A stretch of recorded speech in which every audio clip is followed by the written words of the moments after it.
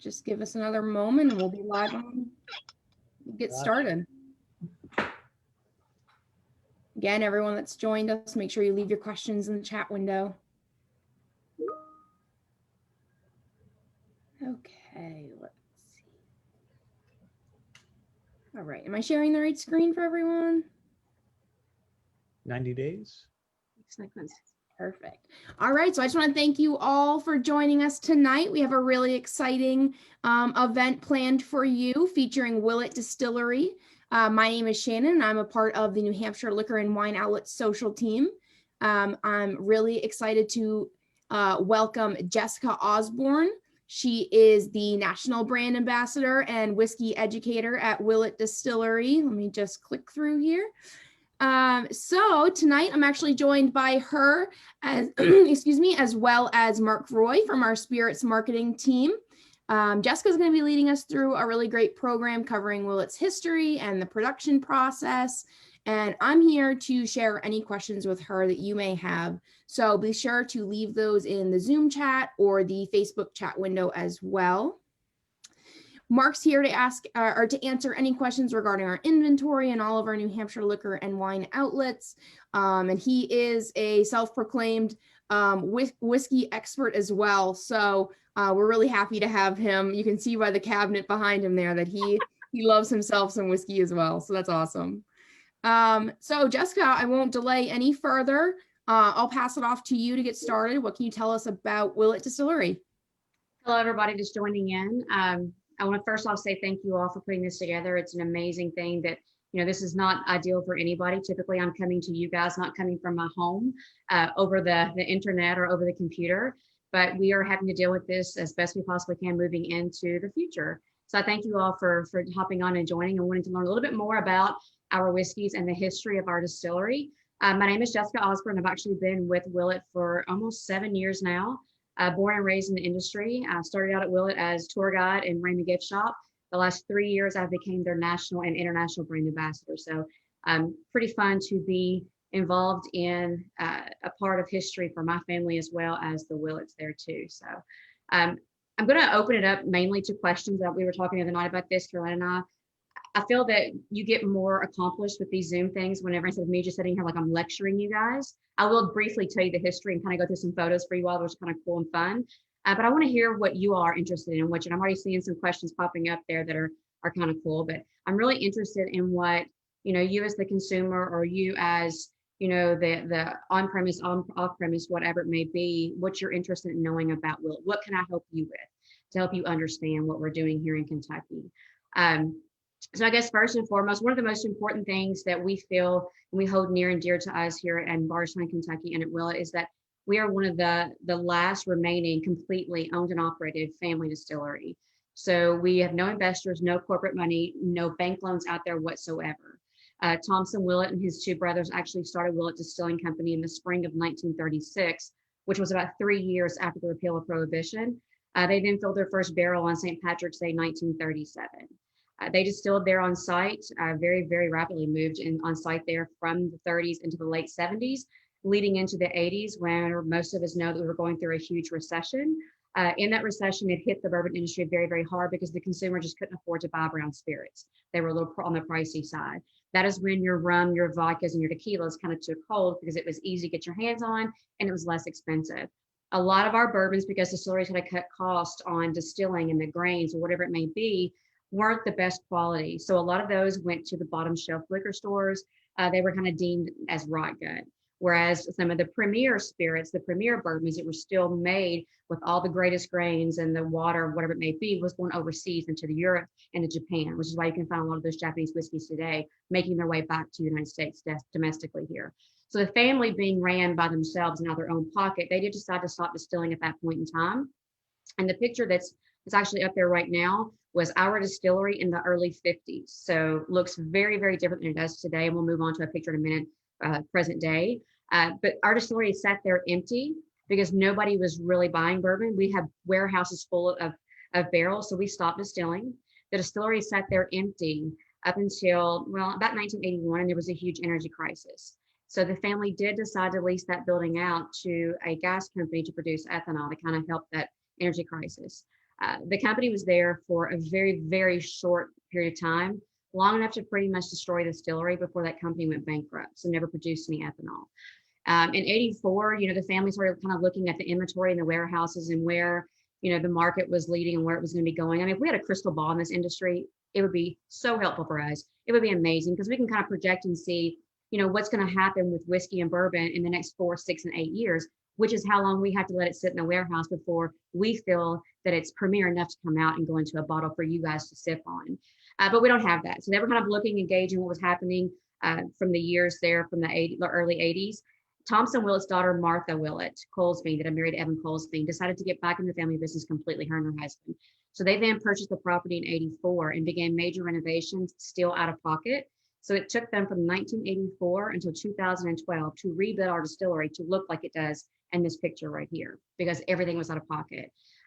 Through that huge gap there that we weren't producing, inventory, yes, is going to go down in the warehouses, and we still have product on the market. I mean, so I'm seeing some of the questions with Noah's Mill and Rowan's Creek. Noah's Mill, Rowan's Creek, pure Kentucky and Kentucky vintage, they came out into the mid-late 90s. So we had to get bourbon somehow.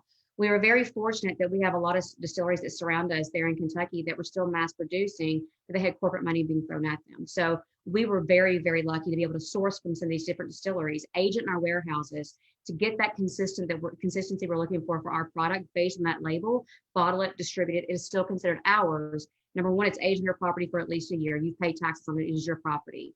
85% of why that spirit is what it is. It's not the recipe or how it's distilled. It's what happens in that barrel over the period of time that it's sitting in that warehouse. It's all the esters and all the tannins and all the sugars, the grains, the actual grains themselves, they do affect the sugars that are pulled from the barrel. So we base mainly everything on that. So just because it wasn't distilled on site, it was still our product. We were aging it to get that consistency. Now, labels have changed over the years because you cannot be deceptive and put distilled, aged, and bottled by the Willett Distillery if that was not the case. So a lot of the labels would read distilled in Kentucky, aged by Noah's Mill Distilling Company. Well, that did not exist. That was the DBA, doing business as name, that we legally have rights to that went on that label. Today, everything in our bottles is completely and totally ours since 2012. So those bottles and those labels are changing in this last year to reflect that. So Evan and Martha started up in 2012. Their son, Drew Colesbean, he actually joined in the early 2000s, as well as his sister, Britt, and they are the 5th generation that is now running this distillery, their grandfather's distillery. Back when I started years ago, 7 years ago, we had maybe roughly 25 employees. Today, we have probably closer to 60. 7 years ago, we had one shift. We were producing 24 barrels a day.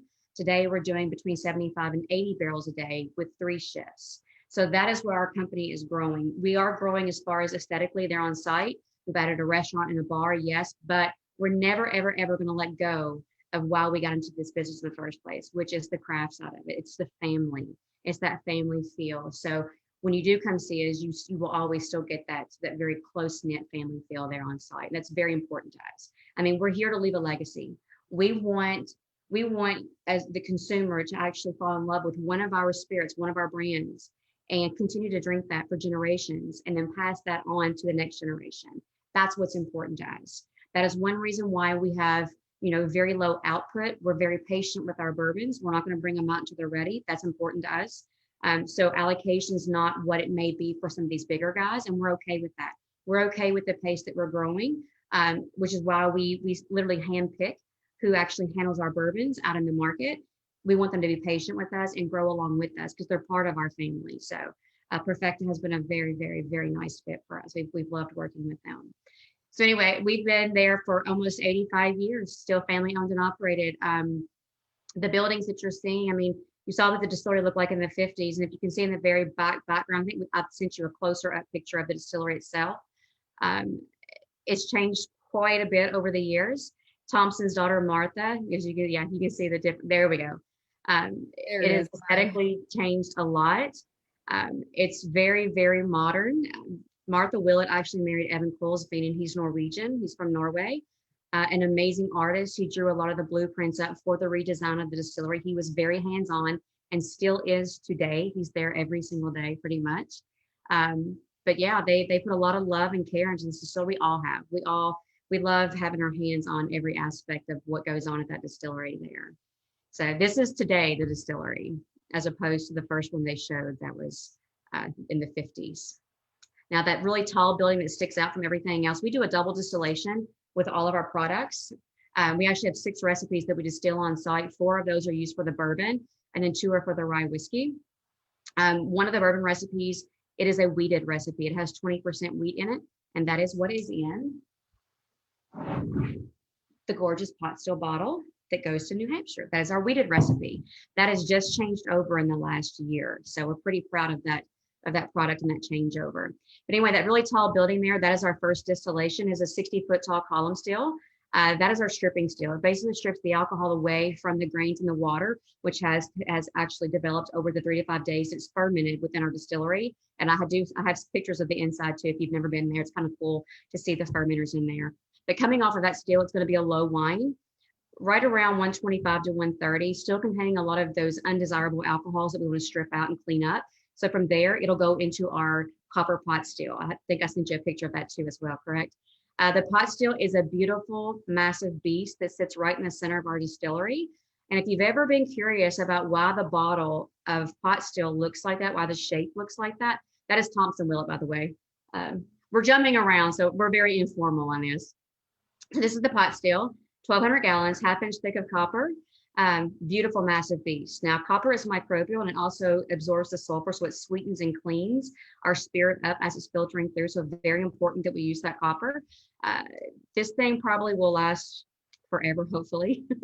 Vendome built it for us in 2006, put it in place in 2007, and then we started it up, of course, in 2012. This is not the original pot still that Thompson Willett used back in the 30s, 40s, and 50s. The still that he used was quite a bit smaller, looked nothing like this. This is based on more of your Scotch stills. Evan Colesbean and his son Drew, our master distiller, they actually drew the blueprints up for this pot still. They sent the same blueprints to Italy to a glassmaker, and that's where the bottle is made today. So it is an exact replica of our actual pot still that we use in production there. We have a patent on the bottle, a patent on the still, so neither can be recreated. They're that important to us. So have people tried to create a bottle like that? Yes. Didn't go very far, thankfully. Thankfully. So again, double distillation. This is our fermenters. So we have 7 stainless steel fermenters that are over 10,000 gallons apiece. And as you can see here, if you've ever been to some of the other distilleries that actually grow their own yeast strains for each one of their recipes, a lot of those are going to be covered fermenters. We do open air fermentation. We're using 1 dry active distiller's yeast for all of our recipes. So we're not so concerned about the transferring of different yeast cultures during the fermentation process. So we leave them open. Our yeast does work so hard and so fast that it pretty much creates this invisible barrier over that ferment, like a dome. So it's protecting it from the natural airborne yeast, not to affect that as well. We also do a pH test daily just to check and see what the pH levels are at. The pH of our water and the bricks of our water is gonna be a little bit different because we have no running city water. We're using all natural spring-fed water that are right there on the property, the natural springs, 7 of them. So because of the rainwater, it will adjust sometimes. So very important for us to keep an eye on that. It will stay in that fermenter, that 1 fermenter for 3 to 5 days. From there, we'll see where the actual beer level's at. We want about 10% when we actually go to distill it. So from the fermenters, it'll go into our beer well, from there into the column still, which is the stripping still. And from there, out of the fermenters, out of the cookers, into the fermenters, into the pot still, then into the barrel. So we actually have 8 warehouses on site right now. Each warehouse, they're 5 stories tall, and they'll hold between 5,800 to 6,000 barrels apiece. We could roughly store about 48,000 barrels on site. Now, with production being boosted like it has been in the last few years, and we're finding that we're wanting to age our bourbon a little bit longer to make it more of a premier bourbon, a premier spirit, really take everything we possibly can from that barrel and Mother Nature. We're running out of space. So we've got plans right now in effect to build a couple of 20,000 barrel warehouses. So that's important, is we got to have the space to age. We don't have the space to age, and we can't have the allocation be bumped. So this is inside of our one of our oldest warehouses. The first warehouse is built in 1935. That's warehouse A. And that, I believe, is probably, it looks like it's on either the 2nd or the 3rd floor there. Our aging, we're not rotating our barrels. We put them in there wherever there's space. There's no sweet spot. We don't feel there's any sweet spots in our warehouses. It's based on the palate. That's what makes the spirit what it is. It's the individual that's actually sipping on it. We all like different things, different smells coming off the palate, but we're not rotating And there is about a 30-degree variation in the temperature from the bottom level and the upper 5th floor because your heat is rising. So for us, we're looking at that. And we've been aging in these warehouses long enough to know kind of what the barrel is going to give us on each floor. So you think about the two molecules you're putting into these barrels, you're putting water, you're putting alcohol. Your alcohol molecules tend to separate and form in a line, they get larger. Whereas your water molecules, they really bunch together and stay tight knit. So down low in the warehouse, kind of like Scotland, their warehouse is built low to the ground. They like that humidity, that dampness. Well, what that does in a barrel, it actually weighs the water down. So it dilutes the alcohol, dilutes the sugar. So you get more of your earthy, natural flavor profiles, lower alcohol proof. So, you know, like your Noah's meal, a lot of those come from the bottom levels. That's why you get that earthy tone. That's that allspice. That's where that's coming from. Up high in the warehouse, the heat's rising. Your water molecules being smaller, they're going to evaporate quicker. So your alcohol is getting concentrated, absorbing all those natural sugars. So you get a darker, richer consistency. You're also going to get a higher proof of alcohol. You're going to get more of your candy forward flavor profiles. So what we're doing is we're taking different ages and different mash bills a lot of time, or same mash bill, different varying ages from different levels to marry together to get the consistency we're looking for that specific bottle, for that label. That's important to us. If you're always buying the pot still, you fell in love with this and you love sharing it, you want to keep it on your bar. We want every time that you go to the liquor store to buy the bottle, it has that same consistent profile. That's not to say that we as human beings don't acclimate and adjust, our palate matures. That does happen, that will happen. If it gets to the point to where you feel like that, you know, it's not your best friend anymore, you're not getting those same things that you always loved, try something else. Venture off, and there's a lot of good whiskeys out there. You know, I'm not biased just because I've got an amazing portfolio, as you can see behind me here. I never have to leave my portfolio very far for very long, but sometimes I get bored. You know, we all get bored sometimes. Try something else. Revisit your old friend. You'll probably find something that you never found the first time around. So it's really, really nice. Again, that's where the craft and the magic takes place is in those warehouses. Mother Nature has treated us well. I hope she continues to treat us well. See, I'm rambling. I told you I get started and I just like to. How about we look at some questions and then we'll go back to the pictures if you want to.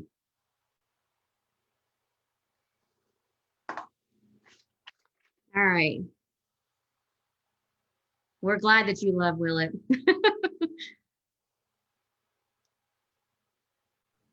Sounds like a great idea. Yeah, the bottle design, actually, I was saying it's our second distillation, which is our copper pot still. It is actually, Shannon was showing a picture of that earlier, but it's based on the actual shape of the bottle. Martha was so just in awe of the beauty of the pot still in general that she wanted a bottle that looked just like that. So she's kind of the one that put her foot forward and said, hey, we're going to do this, and found this glass company in Italy that they did a replica of that. So that's where that came from. The pH varies, like I was saying, but we're usually looking for our water between 6 and 11. That's what works best for us in the distillation process.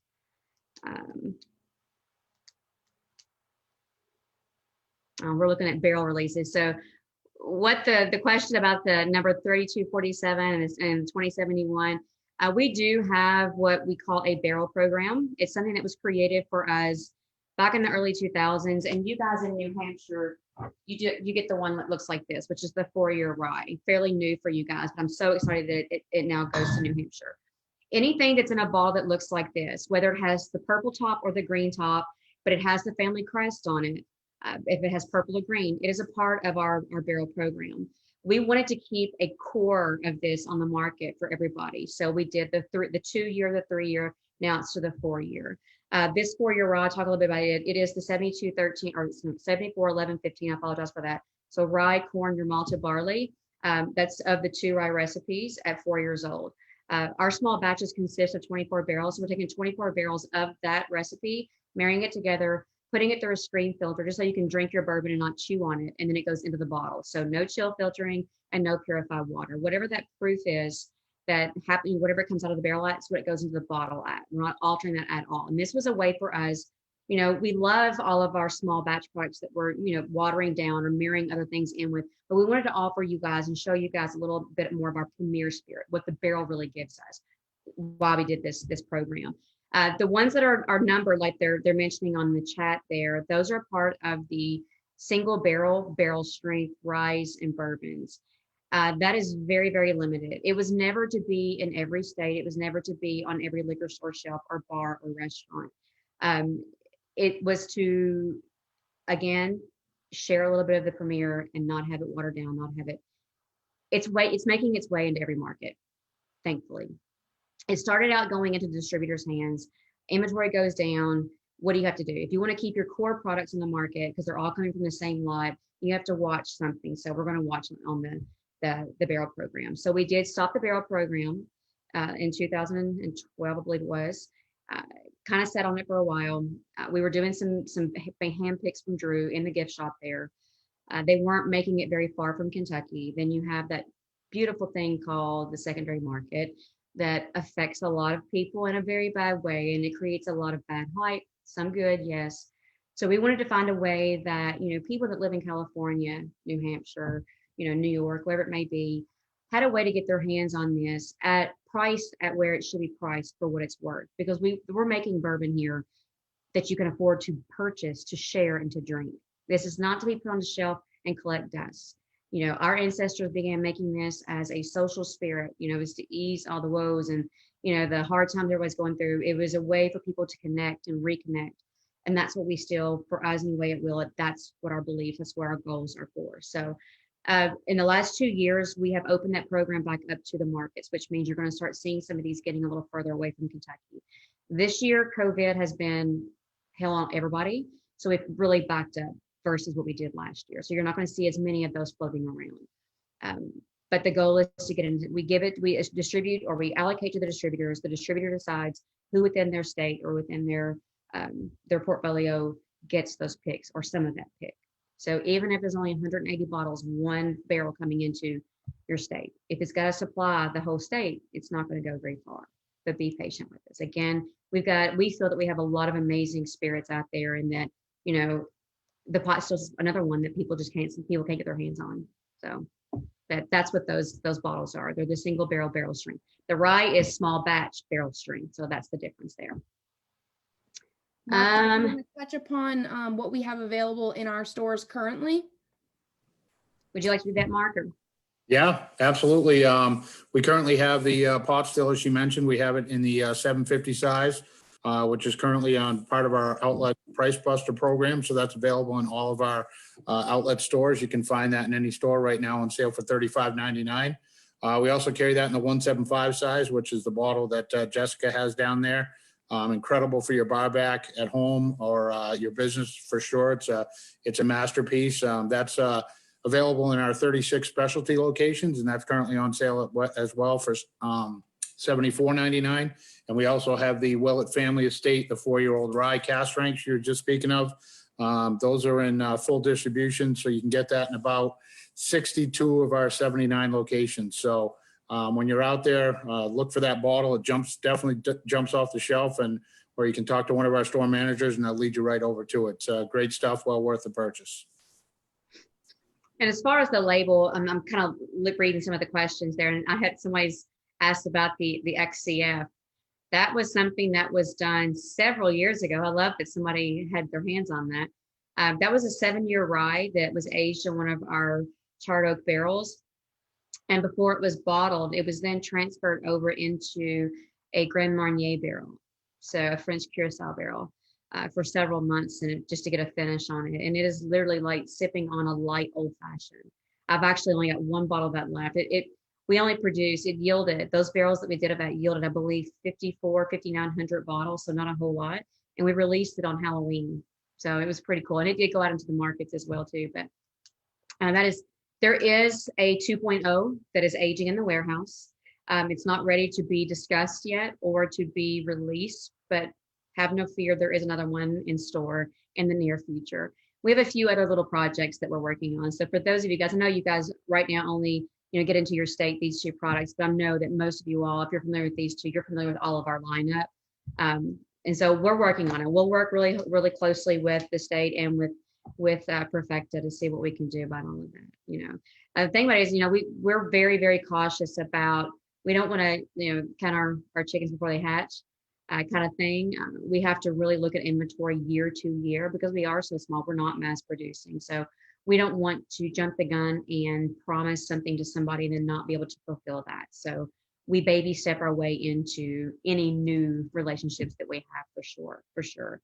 But as far as the family estate, people always ask me a lot of times about the label. The label was actually, that family crest was given to the Willets by Queen Elizabeth I many, many, many years ago. The Willets were known as the Willettes, and they were from France. When they were in France, they distilled and produced brandies and cognacs. A lot of those brandies and cognacs made their way into London, into England, to the Queen, and that is when she gave the family their family crest. If you look at my shirt, this right here, the bird and the crown, which is on the very top of the family crest, that was a mark that belonged to Edward Willett. And back in the 1600s, he was an American pewter. He came over to the Maryland area and learned to be a pewter, and then took that back to Europe. Over there, they were making a lot of crowns. That's what they were using with a lot of their pewter, was crowns. So that is what he was marked, that he put on his crowns. He put it on his pewter plates, pewter bowls, whatever he made. So she decided to incorporate that mark onto their family crest whenever that was given to them. So for us, we use that mark a lot. It's a lot easier. It doesn't get as pixelated as the whole crest. But that bird, everybody's like, is that a goose? No, it's a Willett bird. It's indigenous of the European, like we're on the beach. It's kind of like our seagulls around here. Little bitty birds with little bitty skinny long legs, but it is a Willett bird, which is why he used that as well too. So product, actually, there was a question regarding how you got a 4-year product to taste so rich. So a lot of that is, it's again based on where you pull it from the warehouse. Drew worked very hard too, as well, as far as creating that recipe. And our rye actually go into the barrel at 110. So depending upon, I mean, we pulled some rye out of the warehouse that are upwards of 130, 140, the proof is. Now with that, you're going to get so much heat on the palate. It takes a little while for you to pull some of these rich flavor profiles. But the 4-year we were super, super impressed with. And again, a lot of it, we give credit to the barrel. You know, I mean, we get our barrels from Independent Stave Company in Lebanon, Kentucky, which I live in Marion County. So that's where the Independent Stave is located, but it's about 20 minutes south of Bardstown. We do a char level 4, so a little higher char level than most distillers will choose to use. Really opens up those layers of the wood, because so many of those sugars we don't realize get trapped within those layers. And if you don't open them up, open those pores up, you're not going to get into, you're not going to reach them. That's one reason why like microbreweries want to use our barrels afterwards, because they can then put their product in there and really pull what's left in that barrel. So again, we let them rest, we let them sit. But the barrel does most of the work. Again, 85% of why that spirit is what it is. And you never know what you're going to get. No 2 barrels are really the same, which is why every time that we dump a batch of this 4-year rye, it will be totally different than the one that you had before. And that's what we want. We want you to see the different variations that come out of those barrels when we do this bottling. But again, we use the best of grains. We use all non-GMO grains. The malted barley and the rye that we get, they come from up north, close to the Canadian borders, because the climate is just right for the growing of rye and malted barley. Rye is a flavoring grain. So again, it's very, very important to get the best grain that you can possibly get, because it's going to shine, it's going to show first and foremost within any recipe. So we've been very fortunate. I will say that, very fortunate. The water we use, again, we have no running city water on site. We have 120 acres. That's what our distillery grounds consist of. Before it was a distillery, it was the Willett family farm. They had over 400 acres. But there's 7 natural springs that run deep in the ground, and our ground is so super rich in limestone. If you're ever there at the distillery and look at the lake behind our distillery, it looks like a real pretty greenish blue color. We're not treating that. That is the natural limestone that lines the bottom of that lake. So we're utilizing everything Mother Nature gives us to help with our spirits, with our bourbon. We're not doing anything, but it'll go through reverse osmosis before we proof the alcohol down going into the barrel and the bottle. But again, in our yeast is made for us out of a company in Danville, Kentucky. They're known as Woodard and Trail Distillery, but they had a company called Firm Solutions, and they actually make our yeast for us, and they do an amazing job at making our yeast. It's the way that we ferment our products, the length of time and where we set our temperature on our fermenter. We let our yeast do all it possibly can to get as much of those sugars to convert over to alcohol as possible during the fermentation process. That's super important to us. Coming off the pot still, again, we use as much copper in distilling because copper will absorb all that sulfur. You get some of that funk out of your spirit before it actually goes into the barrel. Funk is good, but you want it from the barrel. You don't want it from the actual, those phenols and ethanols that you don't want in your spirit there, the bitterness coming off the still. So we do use as much copper in distilling as possible, which helps us too as well. I don't know, but like I said, we never know what's going to come out of one of those barrels. We've had some that are really rich and have a real sweetness coming off. We've had some that have a real bitterness, but everybody likes something different. And that's what we like about these barrel strength bourbons. It's a little something different every time you pull one of those batches. Awesome. So we also had a question on Facebook regarding your favorite go-to drink in the lineup. It depends on the day. It depends on who I'm sipping with. It depends on the season. I will say that just a brief history about myself. I mentioned earlier I was born and raised in the industry. So I'm the 5th generation myself in the industry, going back to my great-grandfather, grandfather, my father, my sister, and even myself for a period of time, have always been involved with Maker's Mark Distillery, which is right in my back door. So bourbon was always, and we were teasing the other night, I was telling it was teething medicine for me, but it literally was. And it has been for my kids as well. We didn't use a lot of Orajel. We just use a little bourbon, rub it on your gums. So I tend to have a heavy palate. Because of that, I'm not usually sipping on anything under 100 proof. I love to nose spirits that are under 100 proof, but imagine opening up a Pepsi, a 2-liter that's already been opened before, and somebody didn't tighten that top enough, it goes flat, right? So that's what happens on my palate. And I've got a very sensitive palate, but that's what happens on my palate whenever I'm sipping on something under 100 proof. There's just not enough there for me. You think about, we're adding purified water to proof it down, to get it down to that ABV that we're looking for. To me, that takes away a lot of those natural oils from the barrel that cling to the aromatics. So you lose a lot of that. And with us, all of our products that are 100 proof or more, we're not chill filtering. So, if you look at a bottle, oil and water, they don't mix, right? So if you don't chill filter something that's under 100 proof, where you've added quite a bit more water to it, as that bottle is resting on the shelf, it's going to get cloudy. It's not bad. It just aesthetically doesn't look as pleasing. If it's over 100 proof, that alcohol will cut through and dissolve those fatty acids, the oils. So we don't have to worry so much about doing that. Well, to me, based on my palate, again, every individual is different. I like that oiliness. I like the mouthfeel. I like that viscous body. I want to be able to sip on this, and as I'm talking, continually pulling these different aromatics, and it changes as I'm talking, as air is hitting my palate, whatever it may be. I like that. I don't get that with something under 100 proof. So the pot still, I have actually enjoyed sipping on the pot still. It's 94 proof since it's changed over to the wheated. I've really enjoyed that. It's changed for me since it was the 72, 13, 15. So that I do. But my go-to, my kind of spirit animal, it's going to be Rowan's Creek or Noah's Mill. The Rowan's Creek is 7 to 8 years old. It's 100.1 proof. Noah's Mill is 7 to 8 years old at 114.3 proof. And this is how I drink my bourbon. I'm sorry, I'm drinking. Nobody's drinking with me, but I'm drinking. Hopefully somebody out there's drinking with me.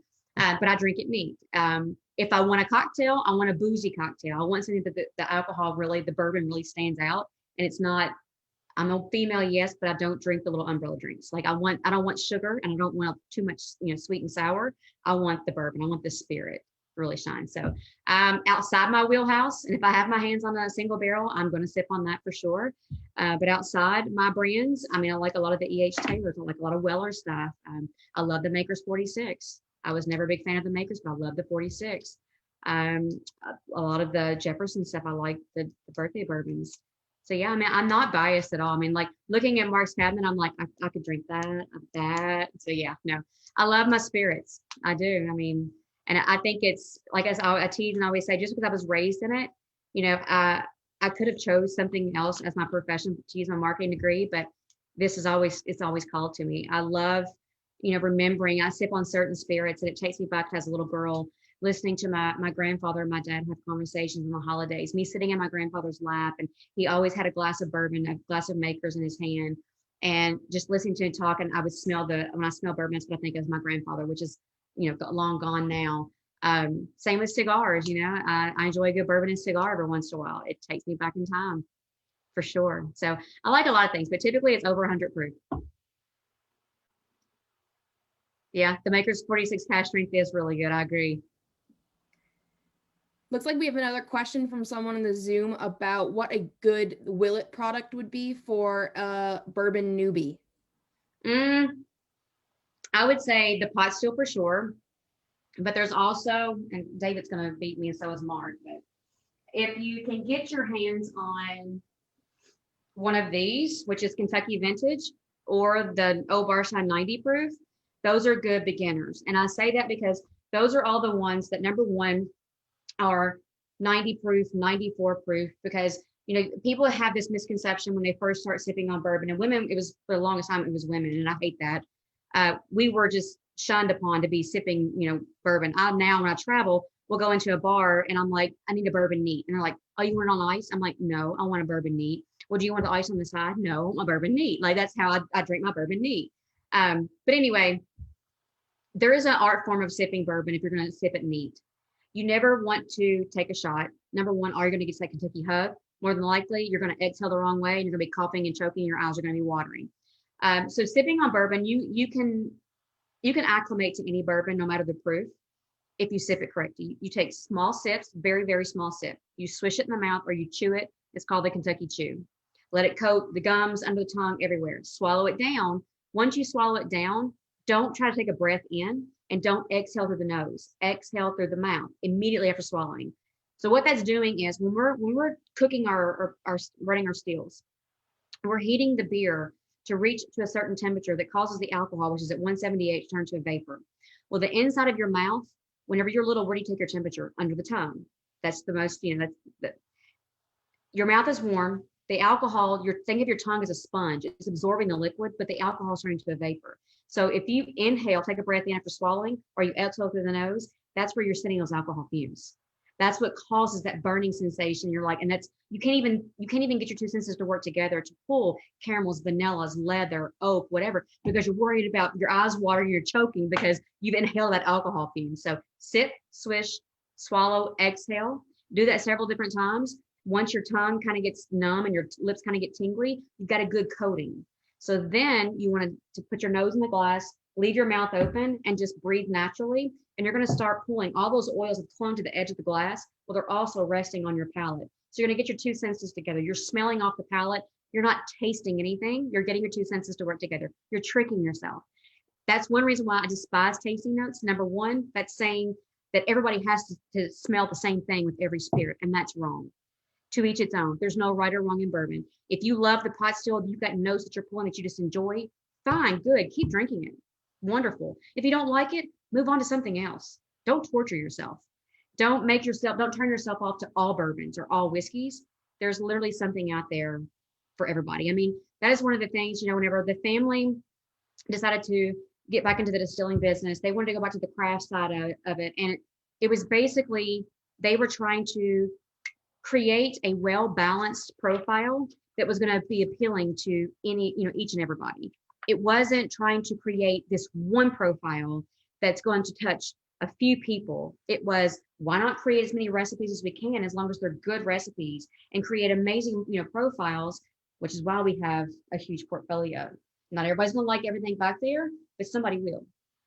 So again, and you see a lot of distilleries doing that now because they're playing around a little bit. They're not pigeonholing themselves into labeling the labels with your age, the age statements. Because when you do that, you're shooting yourself in the foot, number one, because you're waiting around for a specific recipe to reach that age, and you hope and pray that it has the right consistent profile that label's been known to have. That's not going to happen all the time. Then you have a supply and demand issue. So you turn people off of your brands and your spirits as well too. So instead of doing that, we just have several different labels that have all these amazing and unique profiles that's appealing to somebody. So I would say Kentucky Vintage, the 90 proof Old Bardstown. We've got a lot of amazing labels. We've got one that people talk about all the time, which is our Old Bardstown. I think you saw it in the picture with Thompson when he was evaluating the spirit in the bottle, and that was one of his bottle and bonds. We do have a bottle and bond, but that does not leave the state of Kentucky. To be fair, we just said, okay, we're going to release this, but because that act was very, very important and unique to our industry, we decided just to keep it here in Kentucky. So to offer people traveling into the state something they can't get anywhere else, because everything else that we have, aside from the family estate stuff, goes out into the markets. We want that. We want it to be abroad. So speaking of which, are any of your tasting or events or anything of that going on right now at the distillery, or is everything pretty much on lockdown? At the distillery right now, what we're doing, we just had to change things up because the governor, I think it's because Thanksgiving was coming on and we were seeing numbers escalate. We now can do no tastings whatsoever inside the building. In the gift shop, we have 2 tasting areas that we were utilizing, but because there's no drinking, no eating whatsoever in the buildings, that also includes doing our tasting. So we're trying to think outside the box and come up with some different ideas that we can offer the consumer and the customers visiting, still wanting to come in and visit with us, an experience that's well worth it. So the gift shop is open that you can come in and buy all of our bourbons and rye whiskeys, as well as our swag. As far as the tastings, what we're doing now, you get a taste of one product that you get to pack with you outside, and we take you around the property where it's safe, because we do have a lot of construction going on still, but the drink has to be finished by the time that you get back into the gift shop. So we are still open. We still encourage people to come out and see us. We love that you guys are so enthusiastic. I mean, for me, being that I was there on the property for so many years doing tours and running the gift shop, and then now I see so many familiar faces when I'm doing dinners and educational classes and tastings and in bars. I love seeing familiar faces. I love seeing the recurring customers. That means we're doing something right. And we're trying to keep things to where, we are a family, we're very family oriented, but we're trying to make it, a unique experience each and every time without changing who we are, not getting so commercial. That's super important to us. Is to not, we don't want to get to that commercial level for sure. So yeah, no, come see us. I would say call and make reservations, because we are limited as how many people we can have in the building, at one given time. But yeah, we're open. We're doing curbside for the bar and the restaurant. That is such an amazing restaurant and bar, good food. I highly recommend that. We've got outdoor seating where you can kind of sit outside and enjoy a cocktail. We have amazing bartenders that sling some amazing drinks, really, really good. So yeah, we're open until they tell us that we can't. But we were closed, I believe, right at 9 weeks. At the very beginning, when everything kind of happened in the spring, but we were happy to get back and get back out there. That's where you'll find me right now, at least 3 days a week, because I can't travel right now. So I'm popping in there, giving some tastings, and leading into 2021, we're kind of looking at some different avenues that we can do some private tastings and things like that. I get that question all the time. Out in the market, I'm like, people are like, I got a group of guys that would love to come out and do more of an in-depth experience. So we're looking at different ways that we can do that for myself or Drew to offer to like the deeper in-depth experience there. So we're moving as fast as this year's letting us move. This year's put a damper on a lot of things, but it's been a learning experience. I mean, in some ways, all of this that's happened this year has been an eye-opening experience. It really makes you take a step back and look at what you've been doing, what you're doing right now, and how you can do things differently moving forward. It makes you reevaluate everything. It really does. This is actually the perfect segue to kind of our little giveaway that we have for those of you that have pre-registered tonight. So for those of you that don't know, this event is part of our 90 Days Around the World program that we're currently running. We're inviting awesome guest speakers like Jessica to join us and talk about their brands, walk us through the history and the distillation process. So it's been really exciting and really fun. So not only are you going to be able to have the chance to enjoy some of this, expertise direct from the brands and experts themselves, we're also offering someone the chance to build their own at-home bar by winning a $2,500 gift card to the New Hampshire Liquor and Wine Outlets. So not only are you going to get that $2,500 gift card, you're also going to get some one-on-one guidance from our team of experts. So if you're looking for, whiskeys and bourbons, we're going to have Mark walking alongside of you, making sure that you're picking the right products to stock the bar. So if you're looking for to enter the chance to win, it's super, super simple. You just need to head to your app store on your iPhone, your Android device, whatever you use, and you're going to download the Scavify app. That's spelled Scavify. And basically, you're going to earn points for every event that you join with us by entering a specific code word that we will give you during the event. So I'm sure everyone is wondering now what tonight's code word is, and tonight's word is Willett. So make sure you go on and enter that. The more points you earn, the bigger the prizes that you're going to have the chance to win. So make sure you get on that. And like I said, for those of you that have gone on to our 90daysaroundtheworld.com website and pre-registered for tonight's event, Jessica and her team are actually giving away some hand-selected items from their gift shop, which is pretty exclusive right now because, like you said, it's pretty limited to the amount of people that can enter. And, you know, for some of us in New Hampshire, we probably aren't going to be in Kentucky in quite a I see while. somebody's commented on my, yes, this shirt is in the gift shop and online. The Willett flannel. Somebody was Yes, just I've commenting. seen quite a few comments actually that are loving that. And yes, you can actually get to-go pours from the whiskey library upstairs in the restaurant to sit on the bar or take with you of some of the Willett family estates. So we've always kept every barrel that was ever released from our distillery. We've kept at least 2 to 3 cases of that, keeping in mind that we were eventually going to have something like the whiskey library up there. But we specialize in vintage whiskeys from everybody too. So yes, I recommend coming and get you a flight or something. Yeah. Someone actually just asked, this is a little bit more broad, but they must think that you are the expert because you have been sharing not only on Willett, but also a few distilleries in the area, what the top 5 distilleries in Kentucky one should visit. In my opinion, definitely come to Willett. And I even if I wasn't the ambassador for Willett, I would say that just because it is a pretty unique experience. Now, in saying that, I would suggest not coming right now. Wait until we are fully back open because we give you full tours. Like you get to walk through the distillery. You get to dip your finger in the mash, in the fermenters that you see there. You get up close and personal. You can take a picture in front of the pot still. You get to see the guys rolling the barrels to the warehouses that go into the warehouses. So I do recommend waiting until then. Not only that, you can experience the bar and the restaurant at its true form. I would also say that, I mean, we've got Heaven Hill right across the road. They're going through major changes right now on reconstruction and expansion there. It's beautiful. We've got Lux Row, which is fairly new here in Bardstown. We've got several. If you just come to Bardstown, you've got several that will keep you busy for a couple of days. Aside from Lux Row, we've got Bardstown Bourbon Company as well, which is, they're doing amazing things.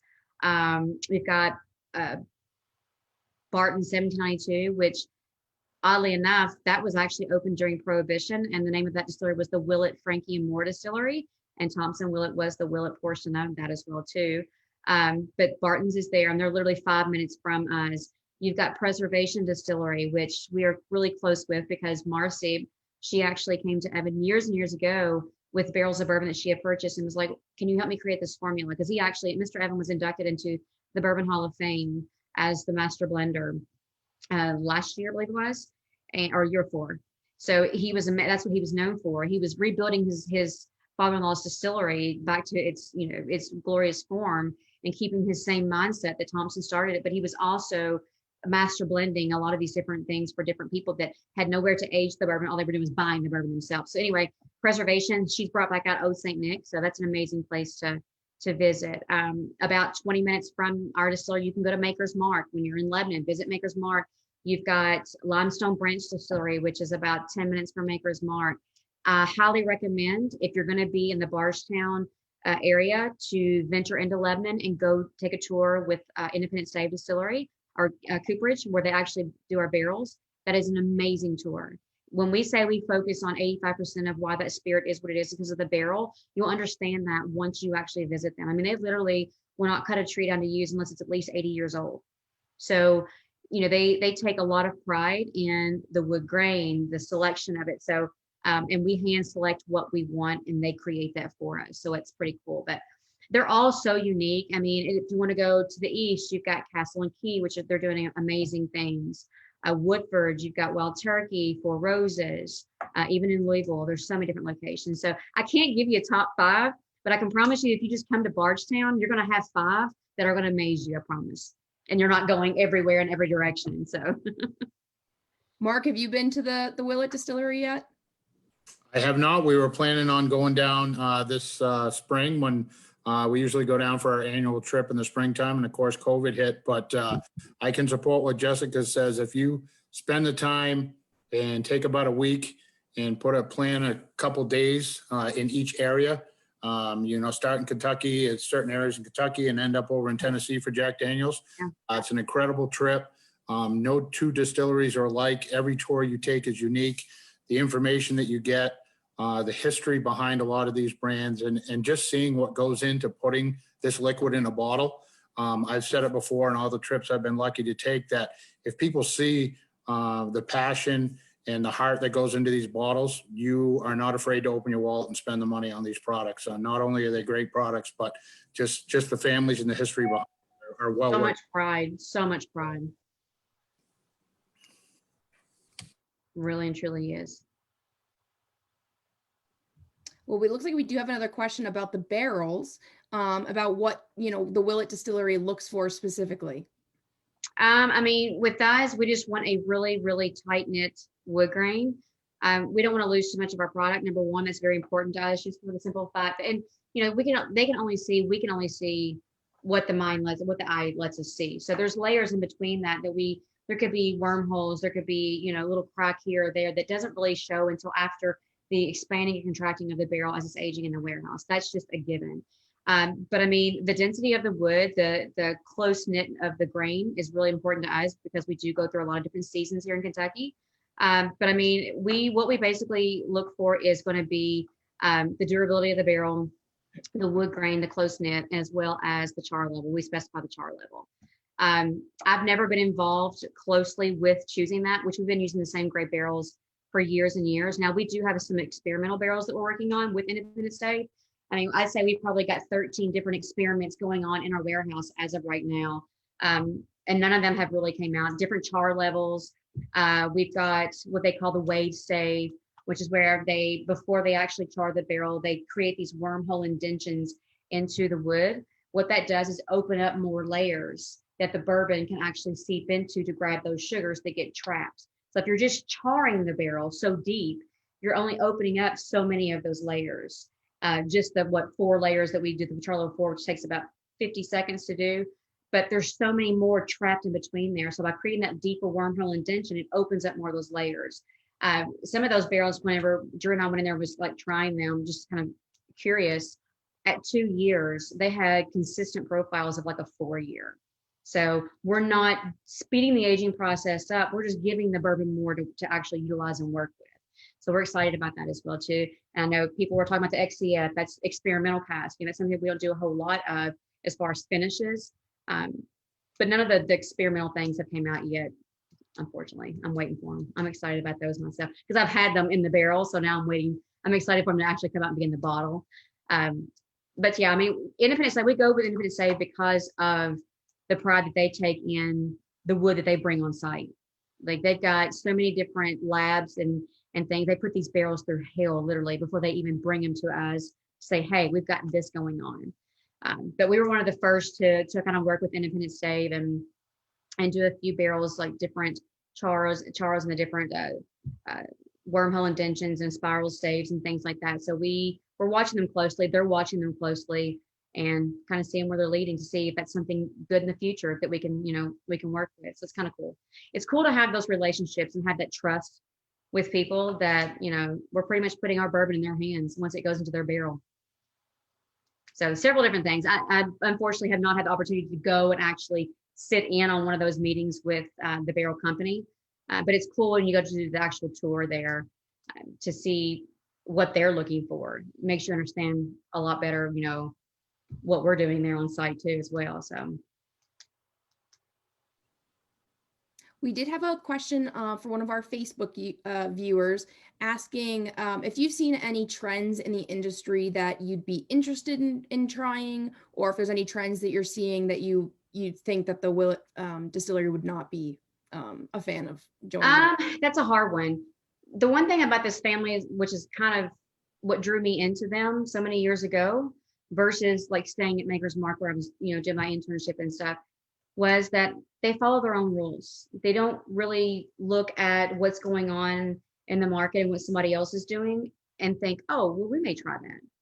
They really think outside the box, but they also hold what their grandfather started so years ago so near and dear to their heart. This is they're leaving a historical legacy. That's what they're most concerned about. So it's not about doing what everybody else is doing. I don't know any other way to answer that question. They're not really following suit. The only thing that we do have to kind of follow the leader on is how we do our customer, like our gift shop and things like that. And that's just because of the craft trail and the bourbon trail and things like that. But when it comes to our whiskey and the set of rules that we follow, we really have our own. They've worked for us for 85 years. So we're going to continue on that way. So to each its own, that's what I always say is that whatever it takes to get you where you need to be and how fast you want to get there, that is perfectly fine. We support you. So we're a big family in this industry. We don't look at each other as competitors like you would for beer industry or wine industry. It's a little bit different. It's a little more competitive. With us, it's not the case because it's you as an individual that makes that spirit what it is. It's not really what we're doing. I mean, it's important, but it's your sense of smell, which is going to determine whether you want to sip that and share it with somebody else. It's not what we're doing. So we just stick to what the plan was started 80 some years ago, and we adjust things here and there, but we let everybody do their own thing. We're not here to be like somebody else. We don't want somebody else to be like us. That's what makes us different. So I love that mentality. Well, I want to say thank you so much for joining us. I've had so much fun. I've learned so much. I can see everyone's comments coming in saying, "Oh, thank you so much for walking us through the tasting." Because I feel like, not everyone is as forthcoming with some of these, underlying little tips of the trade. Yeah. So I'm anything, I'm honest. Sometimes too honest. Yeah, exactly. And we love honesty in New Hampshire. So I'm just so happy that you're able to join us and take the time out of your day. I also want to thank Mark for answering all of our inventory and, store related questions, but also sharing his own experience on spirits in general.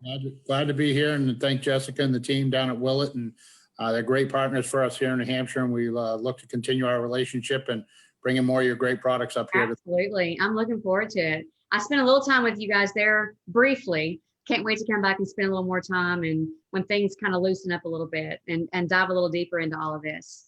And thank you guys for doing this. This is very important for us right now in this industry, especially, is to get the education out there because I can't come to you. So this is amazing.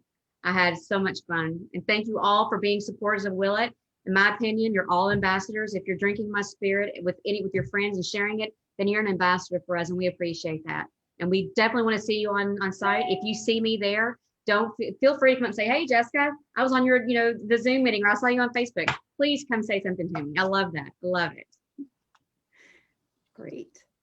So for those of you that are still watching, if you enjoyed tonight's event, please be sure to pre-register on our 90daysaroundtheworld.com website so that you have access to win really awesome prizes like tonight's giveaway with that hand-picked gift basket direct from the distillery, which is so awesome. And so for those of you that are playing along with us on your Scavify app, again, tonight's password for 90 days, your 90 days passport is Willett. So again, tonight's code word is Willett. We have a handful of really great events for you in the coming weeks, including a tasting with Moonlight Meadery, as well as a Crystal Head vodka tasting with Dan Aykroyd, which we're very excited about. So be sure to get onto the 90daysaroundtheworld.com website and check out which events you'd like to attend.